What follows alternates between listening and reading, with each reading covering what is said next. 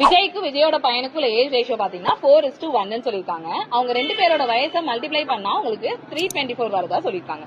இப்ப என் கொஸ்டின் என்னன்னு பாத்தீங்கன்னா, அப்ப 20 இயர்ஸ் கழிச்சு ரெண்டு பேரோட ஏஜ் ரேஷியோ என்னவா இருந்திருக்கும்? இதான் கொஸ்டின். என்னவா இருந்திருக்கும்?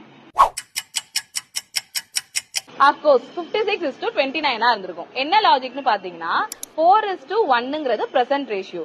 அப்ப ஒன்ன 4x எடுத்துக்கிறேன், இன்னொன்னு 1x எடுத்துக்கிறேன். ரெண்டுத்தையும் மல்டிப்ளை பண்ணா 324 வருதுன்னு சொல்றாங்க. So 4x into x is equal to 324னா அப்ப x ஸ்கொயரோட வேல்யூ என்னவா இருந்திருக்கும்? 81 இருந்திருக்கும். x ஸ்கொயர் 81னா x ஓட வேல்யூ என்னவா இருந்திருக்கும்? 9 இருந்திருக்கும். அவ்வளவுதான். இப்ப ரெண்டு பேரோட ரேஷியோலையும் அப்ளை பண்றேன். அப்ப 4xனா 4 into 9 36, 1xனா 1 into 9 9 தான். 20 இயர்ஸ் ஆகுது. அப்ப ரெண்டு பேருக்குமே 20 ஏஜ் ஆட் ஆயிருக்கும். அப்ப 36 ஓட 20 ஆட் பண்ணா 56, 9 ஓட 20 ஆட் பண்ணா 29.